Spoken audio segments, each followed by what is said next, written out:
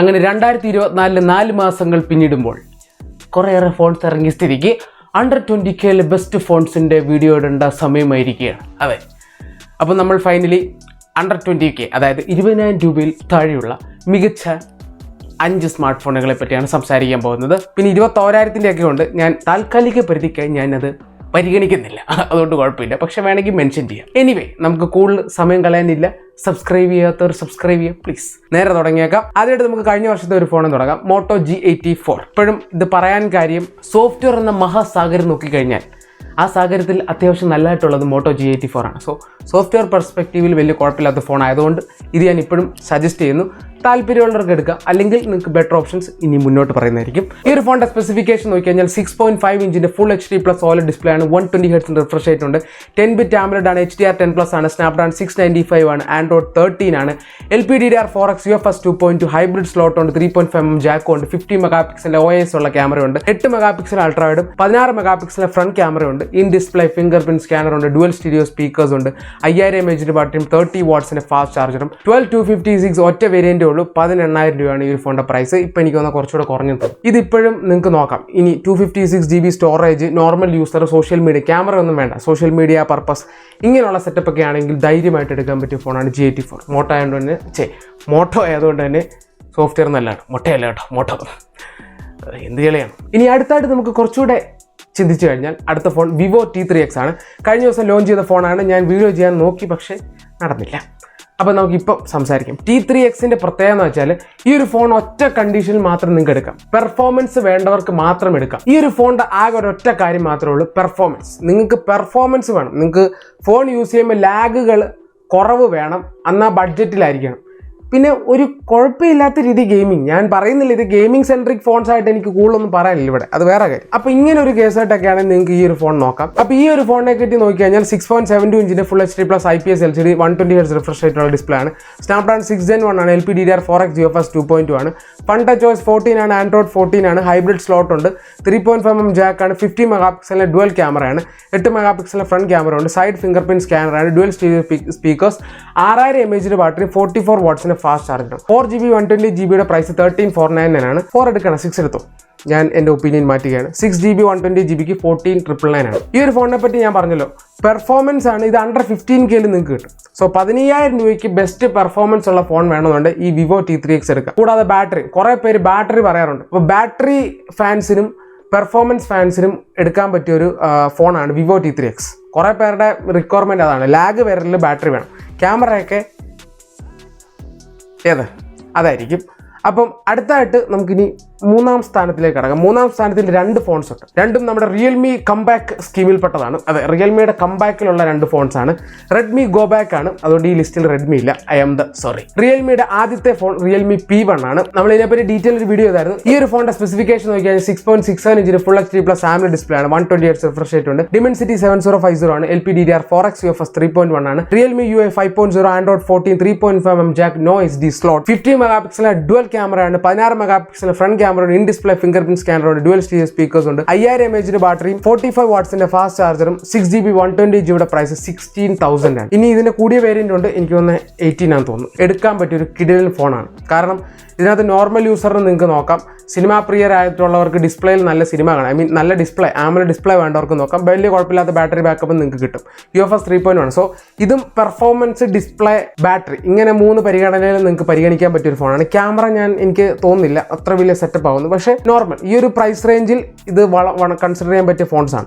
ഇതിന് 4K recording ഒക്കെ ഉണ്ട് കേട്ടോ. ഇത് വിവോ ഒക്കെ എല്ലാം ഇപ്പം പറഞ്ഞതെല്ലാം ഇപ്പം G84-ന് 4K ഇല്ല, ബാക്കി ഈ പറഞ്ഞ എല്ലാം 4K ഉള്ളതാണ്.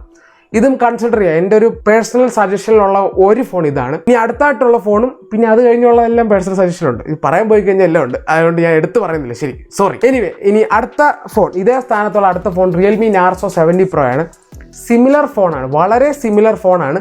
എന്നാലും ഞാൻ ഇതിന് ഇച്ചിരി വ്യത്യാസമുള്ള സ്പെസിഫിക്കേഷൻ അതുകൊണ്ട് ഞാൻ പറയാം. 6.67 ഇഞ്ചിന്റെ full HD plus AMOLED display, 120 Hz refresh rate, Dimensity 7050, LPDDR4X, UFS 2.2 ആണ്. അതാണ് ഒരു mistake. Realme UI 5.0, Android 14, SD slot ഇല്ല, 3.5mm ജാക്ക് ഉണ്ട്, 50 മെഗാപിക്സൽ സോണിയുടെ 890 സെൻസർ ഉണ്ട്, IMX 890, 8 megapixel ultrawide, 2 megapixel processor, 16 megapixel front camera ഉണ്ട്, in display fingerprint scanner, dual stereo speakers, 5000 mAh battery, 67 വാട്ട്സിന്റെ fast charger ഉണ്ട്. 8GB 120GB 20,000 ആണ്. 2000 രൂപയുടെ കൂപ്പണോട് ചേർത്ത 18,000 രൂപയ്ക്ക് ഒരു ഫോൺ കിട്ടും. 8GB 256GB 21,999 ആണ്. 20,000 രൂപയ്ക്ക് നിങ്ങൾക്ക് ഒരു ഫോൺ കിട്ടും. 256 എടുക്കാമെങ്കിൽ 20,000 one of the best phone ആയിരിക്കും ഇത്. കാരണം നോർമൽ യൂസറിന് പറ്റിയ പെർഫോമൻസ് ആയിരിക്കും. ഇനി ഇതിനകത്തെ മെയിൻ സാധനം ക്യാമറ, അതായത് ഈ പറഞ്ഞതിൽ ഭേദപ്പെട്ട ഒരു ക്യാമറ ഉള്ള വൺ ഓഫ് ദ ഫോൺ ഇതായിരിക്കും. കാരണം സോണിയുടെ സെൻസർ ഉള്ളതുകൊണ്ട് ഈ പറഞ്ഞ എല്ലാ ഫോൺസിലും, ഇപ്പം ഞാൻ പറഞ്ഞു വന്ന എല്ലാ ഫോൺസിലും ബെറ്റർ ക്യാമറ കിട്ടും. ഇനി ഇതിലും കൺസിഡറേബിളി ഈക്വൽ ആയിട്ടുള്ള വേറൊരു ഫോണോട് വരുന്നുണ്ട്. പക്ഷേ ഈ ഒരു സാധനം നിങ്ങൾക്ക് നോക്കാം, ഇറ്റ്സ് എ ഗുഡ് ഫോൺ.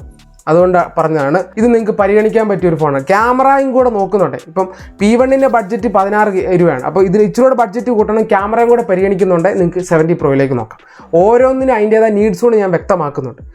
അതായത് എല്ലാം ഒരുമാതിരി ഡിഫോൾട്ടിനാണ്. പിന്നെ ആഡഡ് ആയിട്ട് നിങ്ങൾക്ക് ക്യാമറ വേണം, അപ്പോൾ നിങ്ങൾക്ക് ഇത് നോക്കാം. ക്യാമറ വേണ്ടെങ്കിൽ ബഡ്ജറ്റ് കുറച്ച് P1 പോകാം. ഇനി പെർഫോമൻസ് ആണ് T3, അങ്ങനെ പോകാം. മനസ്സിലായി? അങ്ങനെയാണ് ഞാൻ ഉദ്ദേശിക്കുന്നത്. അങ്ങനെ കുറച്ച് കോംപ്ലക്സിറ്റി കുറയ്ക്കാം. പിന്നെ ബ്രാൻഡുകൾ ഇങ്ങനെ നമ്മളെങ്ങനെയും ഈ പറഞ്ഞ മാനസികമായി തളർത്തണമെന്നുള്ളതുകൊണ്ട് അവന്മാർ പല പേരിൽ ഇറക്കും. അതുകൊണ്ട് ഫിൽട്ടർ ചെയ്യാൻ പറ്റത്തേ ഉള്ളൂ നമുക്ക്. അപ്പം ഇത് നിങ്ങൾക്ക് നോക്കാം. 18,000 ഇറ്റ്സ് വർത്ത്, അത്രേ പറയാനുള്ളൂ. അടുത്തായിട്ടുള്ള രണ്ടാം സ്ഥാനത്തിരിക്കുന്ന ഫോണാണ് ലാവ ബ്ലേസ് കർ. അതെ, ലാവയുടെ ഫോണാണ്.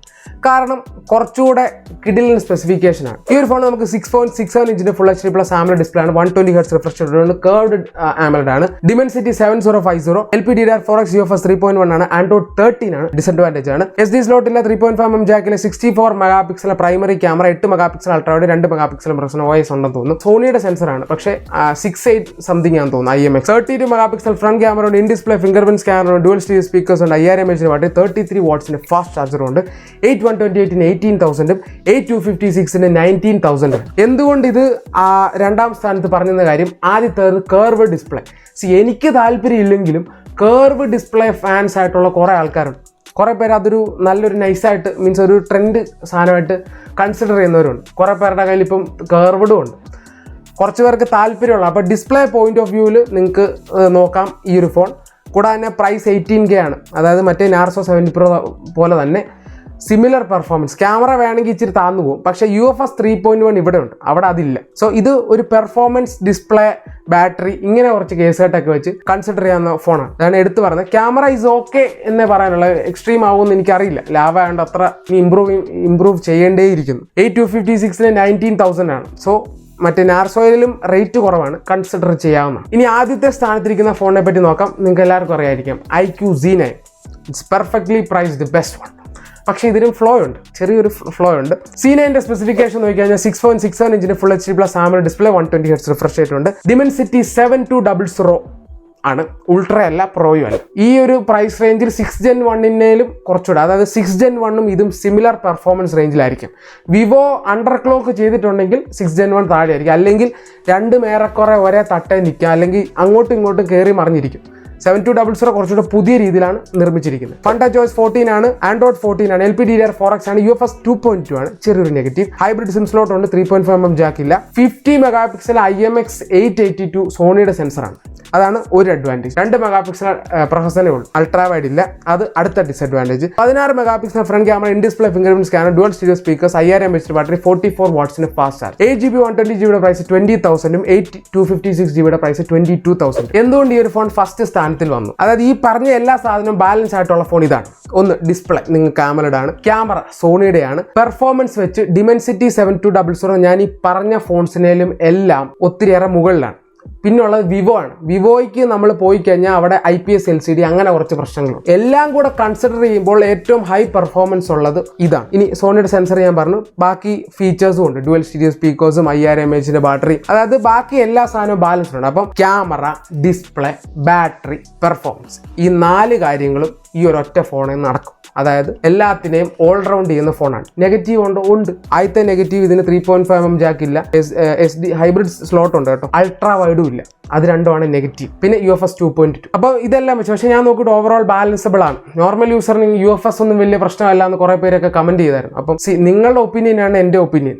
നിങ്ങൾ അങ്ങനെയാണ്, നിങ്ങളുടെ അഭിപ്രായം അങ്ങനെയാണെങ്കിൽ ഓഫ് കോഴ്സ് എൻ്റെ അഭിപ്രായം ഞാൻ മാറ്റേണ്ടിയിരിക്കും. സോ അക്സെപ്റ്റ് ചെയ്യുന്നു. കുറേ പേർക്ക് അതൊരു വിഷയമല്ലായിരിക്കും.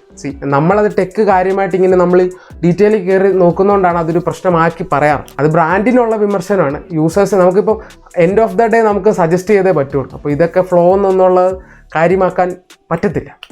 അപ്പം ഞാൻ നോക്കിയിട്ട് ഓൾറൗണ്ടറാണ്. പിന്നെ ഇതിന് ഹീറ്റിംഗ് ഇഷ്യൂസ് ഒക്കെ കുറച്ച് പേര് പറയുന്നുണ്ട്. എന്നാലും കൂട്ടത്തിൽ ഭേദം തമ്മിൽ ഭേദം തൊമ്മിലെന്ന പോലെ ഇത് നോക്കാം നിങ്ങൾക്ക്. അപ്പോൾ ഇതൊക്കെയാണ് 5 ഫോൺസ്. പിന്നെ പോക്കോടെ ഞാൻ സജസ്റ്റ് ചെയ്തില്ല. അടുത്ത നമുക്കൊരു വീഡിയോ പറ്റുമെങ്കിൽ ഇതിൻ്റെ കുറച്ചുകൂടെ കയറ്റി ബഡ്ജറ്റിൽ ഒരു പാർട്ട് 2 പോലെ ഞാൻ ചെയ്യാം. അതിനകത്ത് പോക്കോ പറയാം. കുറച്ചുകൂടെ റിസർച്ച് ചെയ്യാനുണ്ട്, അതുകൊണ്ടാണ് കുറച്ച് ഒപ്പീനിയൻസൂടെ കേട്ടിട്ട് ഞാൻ പറയാം. പിന്നെ ഉള്ളത് Realme 12+ ആണ്, 21,000 ആണ്.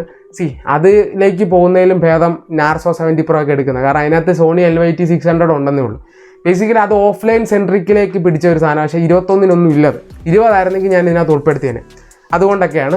അപ്പോൾ വേറെ കൂടുതലൊന്നും പറയാനില്ല. ഈ പറഞ്ഞ ലിസ്റ്റ് നിങ്ങൾക്ക് ഇഷ്ടപ്പെടാതിരിക്കുക, ഇഷ്ടപ്പെട്ടില്ലെങ്കിൽ എന്തുകൊണ്ട് ഇഷ്ടപ്പെട്ടില്ല എന്ന് പറയാം. അല്ലെങ്കിൽ നിങ്ങൾക്ക് ഇതിനകത്തുനിന്ന് ഏതെങ്കിലുമൊക്കെ എടുക്കാം. എന്നോട് പേഴ്സണലി ചോദിച്ചിട്ട് തിട്ടപ്പെടുത്തണമെന്നില്ല. ഇത് നോക്കിയാൽ തന്നെ നിങ്ങൾക്ക് ഏറെക്കുറെ മനസ്സിലായി. ഇനി പേഴ്സണലി ചോദിക്കേണ്ടവർക്ക് ഇൻസ്റ്റാഗ്രാമിൽ ചോദിക്കാം. ഫോളോ ചെയ്യാം, മറക്കണ്ട, ഡിസ്ക്രിപ്ഷനിലുണ്ട്. അപ്പോൾ പുതിയൊരു വീഡിയോ എല്ലാവർക്കും